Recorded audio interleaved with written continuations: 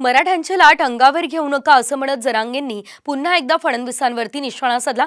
आरक्षण घेतल्याशिवाय तुमची सुट्टी नाही असा पुनरुच्चार जरांगेंनी केला। विरोधात गेला तर तुमचा राजकीय सुपडा साफ होईल असा इशारा जरांगेंनी फडणवीसांना आता दिलाय। या साइडने नेमली ती पण त्यांच्या अंगलोट आली। आम्हाला माहिती आहे तो आवल तयार आहे आधीच, म्हणून तुम्ही मला गुतवणार हे मला माहिती, पण मी तर भेलो पाहिजे। गृहमंत्री साहेब शांतपणाची भूमिका घ्या, मराठ्यांची लाट अंगावर घेऊ नका। सगळा उभा राज्यात कार्यक्रम लागून जाईल, तुमचा उभा कार्यक्रम लागून जाईल। दोनच जिल्ह्यांमध्ये जास्त आहेत, बाकी कुठे एक आहे कुठे दोन असेच आहेत, पण दोन जिल्ह्यांमध्ये मात्र मोठ्या प्रमाणात केसेस आहेत।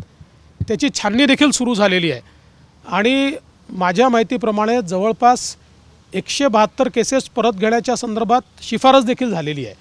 एक 6 केसेस असे आहेत की ज्या संदर्भात पोलिसांनी शिफारस नाकारलेली आहे। उर्वरित केसेसच्या संदर्भातली छाननी चाललेली आहे। आता आचारसंहिता लागलेली आहे। मुख्यमंत्र्यांनी देखील सांगितलं, मीही सांगितलं की या आचारसंहितेच्या काळात ही छाननी आम्ही पूर्ण करू आणि आचारसंहिता संपली की मग त्या केसेस आम्ही परत घेऊ